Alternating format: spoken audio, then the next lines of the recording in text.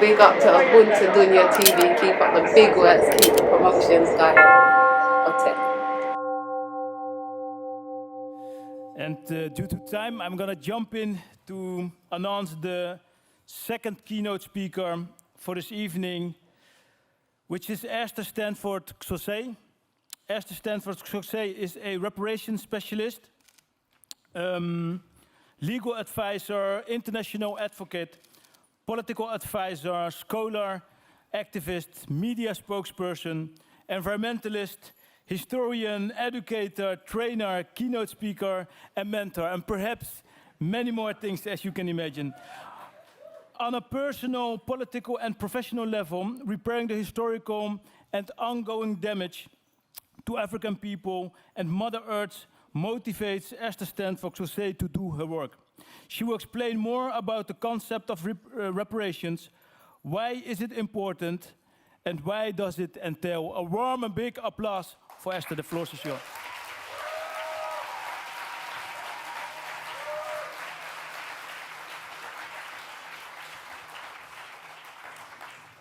Okay, I'm going to try and get up here.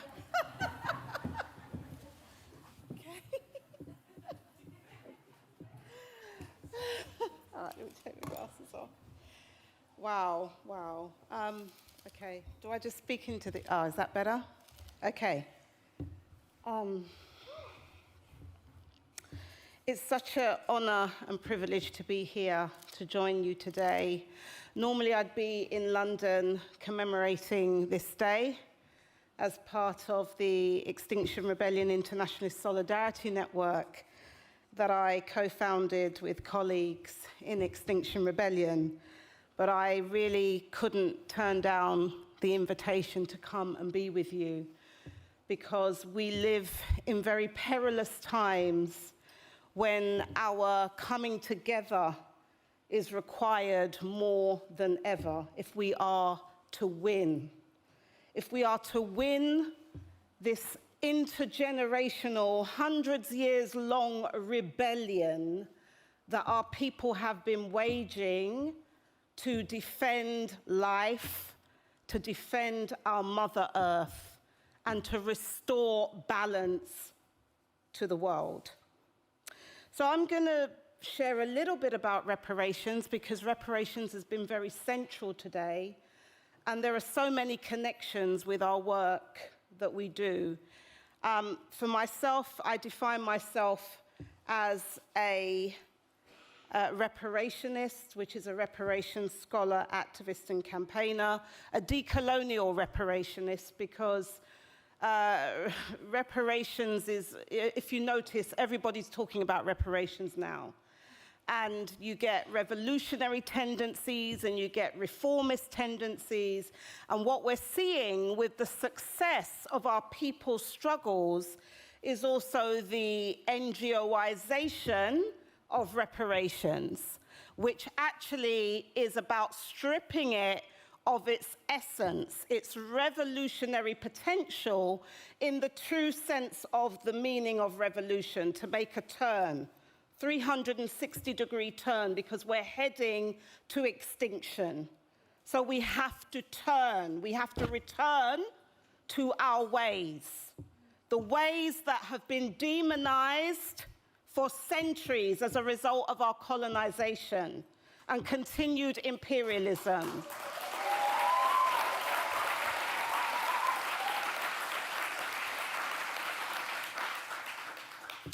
And on this journey to repair, as I prefer to say, because if you hear the word reparation in English, the root of that is repair. Repair. And repair is not money, which is what the talk about reparations has become. It's been reduced to a finite, doesn't matter how much trillions, or even the words, we haven't even probably come up with the sum yet. Doesn't matter how much that is, that's only 1% of what reparation is about.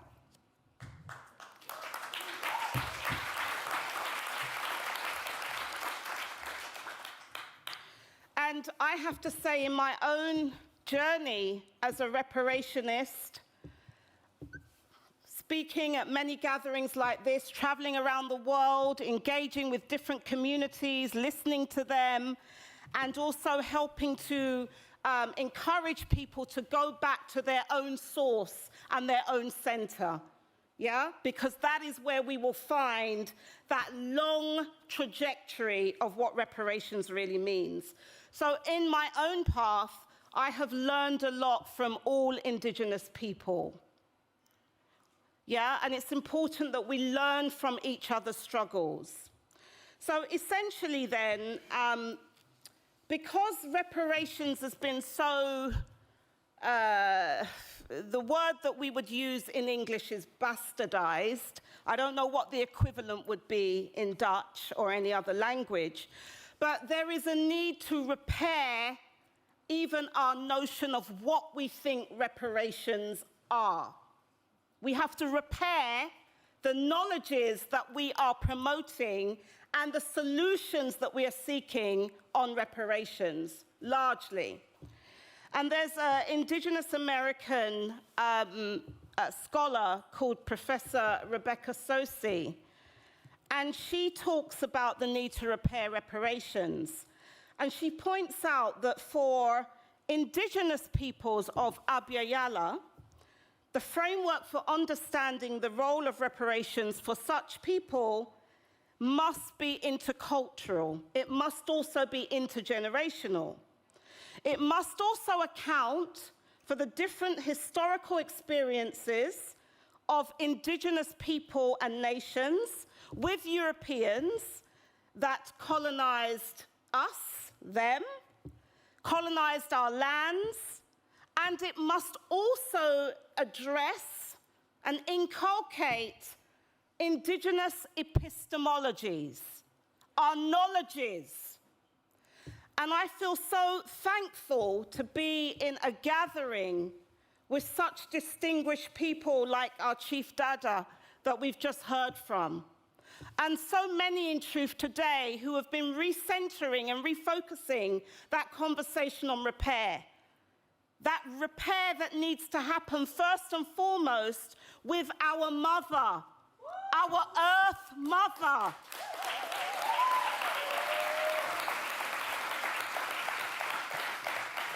That is the repair, this breach, this separation, that we have to stop that separation.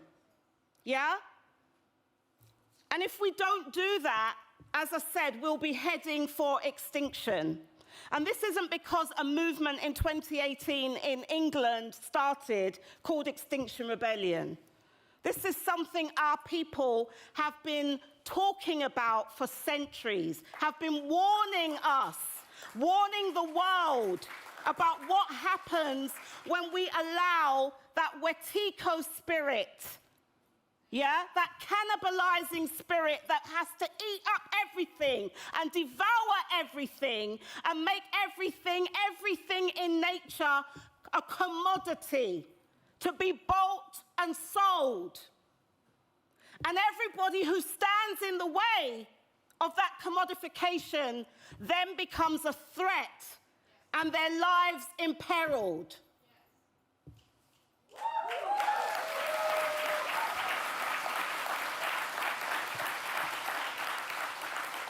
So essentially, reparations is about repairing harm. But first of all, before we can repair the harm, we have to stop the harm. Yeah, and to all of today, we have been hearing not only about the resistance to the harm, but we've been hearing about what that harm is and how it continues. It's this many-headed hydra that has this insatiable desire and keeps on metamorphosizing itself into another global system. And so we have to be courageous enough, and that's what I'm calling on all of you here. All of you earth protectors, defenders of life, guardians of the forest, freedom fighters, wisdom keepers. You have to be at the forefront of this global remembering that is happening, this process of coming back together again.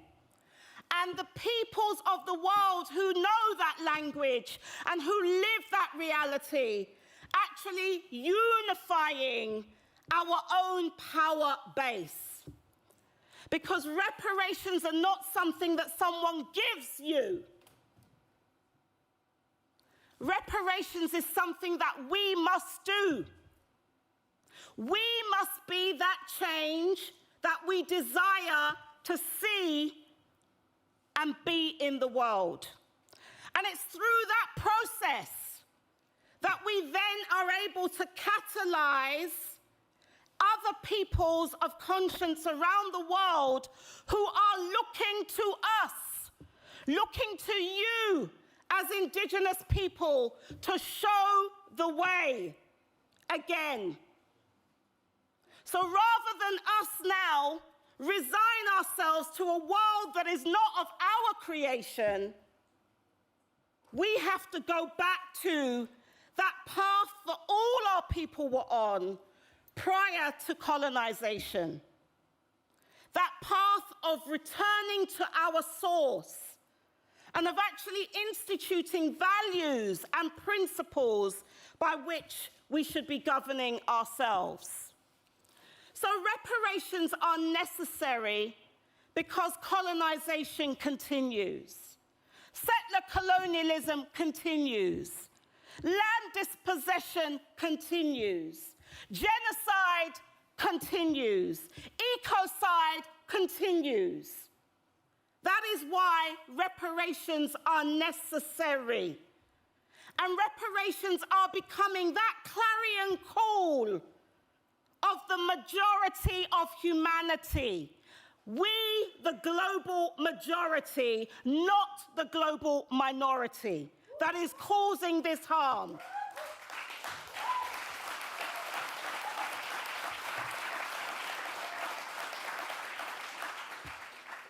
And we must fight this fight because it's an ancestral fight. And every one of us that is here today, that has been born for such a time as this, has to fulfill our mission and duty, or we betray it. And let us not be betrayers and desecrators of our people's memory and our people's resistant struggles. Let us not do that. So we carry that intergenerational trauma. We carry that transgenerational epigenetic inheritance. But that inheritance is not just one of trauma. It's also that one of resilience and resistance, and that carries within it, in our DNA, a knowledge of who we should be, but also what we must do.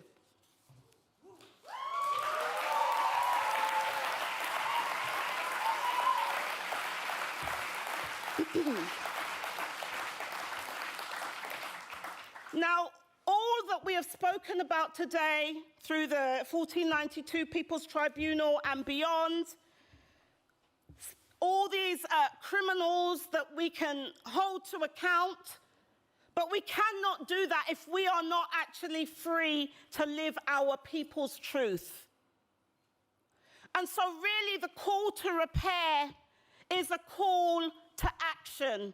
It is a call for us to be the change. It is a call for us to build our people's power so that we can not only make the world and remake the world, but we can also take back everything that continues to be stolen from us, extracted from the bowels of our Mother Earth, and deprive us of the necessary tools and resources that we need to live and to sustain ourselves into the future as a people that are past, present, and future at the same time.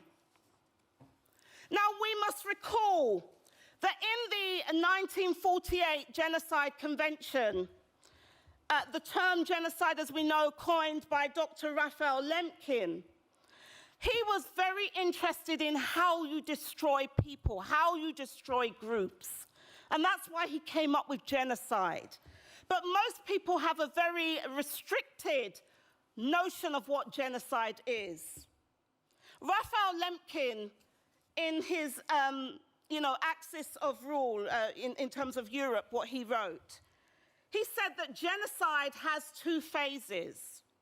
One, the destruction of the national pattern of the oppressed group, meaning the institutions that we need to continue ourselves.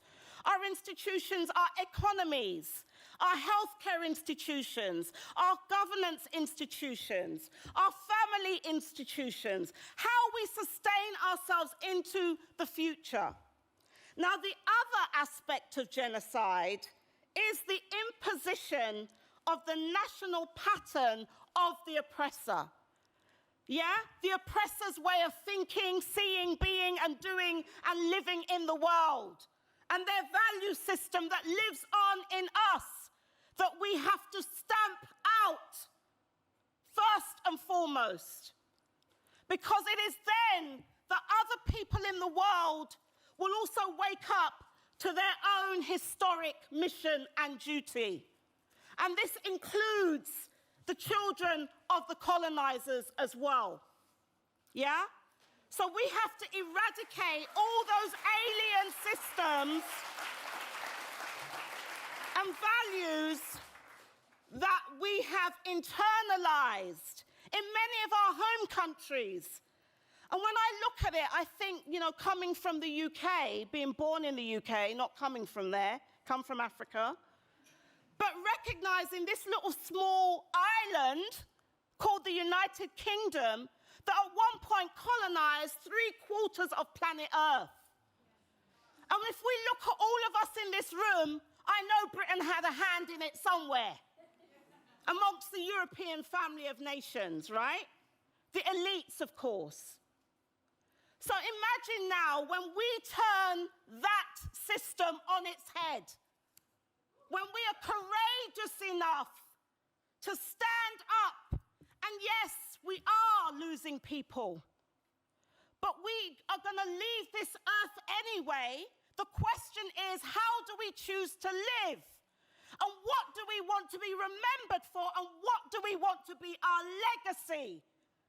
Because when one of us goes, we know they go into the realm of the ancestors to continue to fight and prepare the next generation of warriors to come to this earth.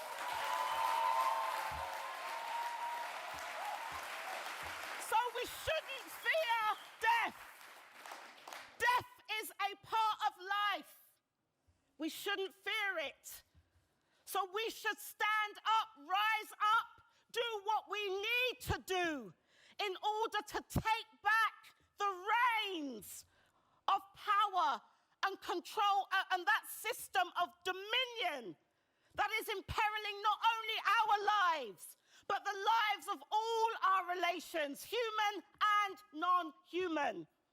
Because the colonization now has gone into the realm of the atmosphere, which is why so many are talking and organizing to avert the worldwide climate and ecological crisis, which is killing us first.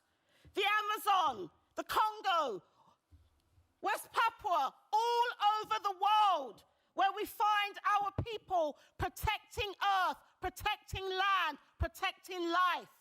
That is what we see. So this world is ours. And reparations is about taking back our world. It's not about someone giving us some money so that they can pay us off for despoiling our mother, for raping our mother.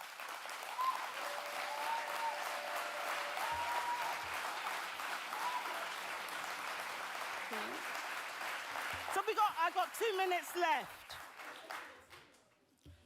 So reparations, in some of the thinking of some of my African teachers, leaders and guides, Professor Malena Karenga argues that reparations is a process of the repairing and the remaking of a people who are in the process and practice of repairing, renewing, and remaking the world.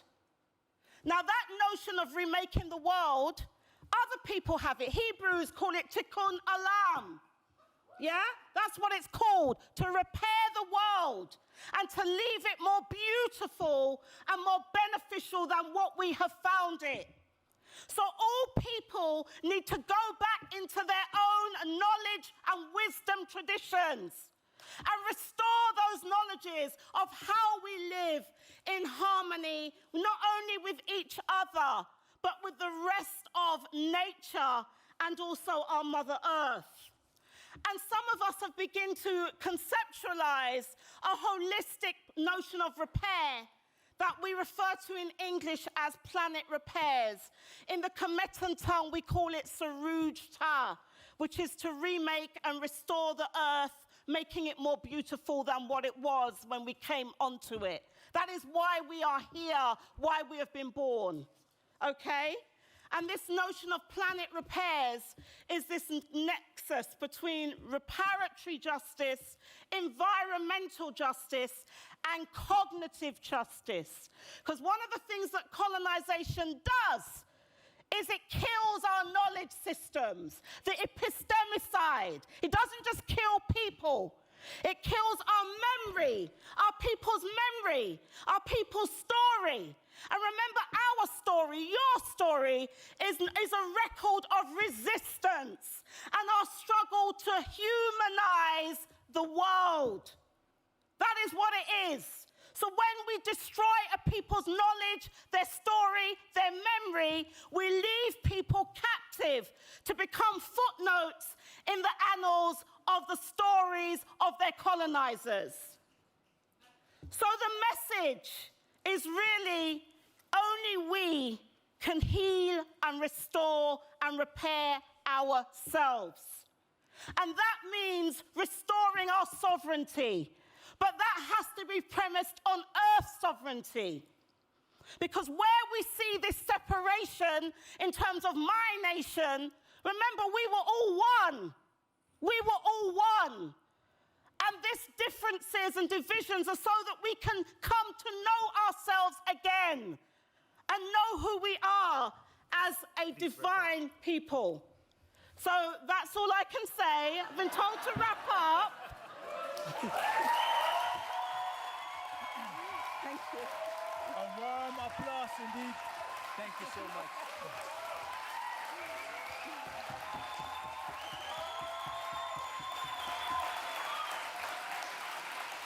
Yes, indeed. Mike. Test. Test. Test, test, test, test, test. Test, test. Yes, there we go. Thank you so much, Esther-Stanford Xosei, for the powerful, powerful words and call to action. Big up to Ubuntu Dunya TV. Keep up the big works. Keep the promotions going.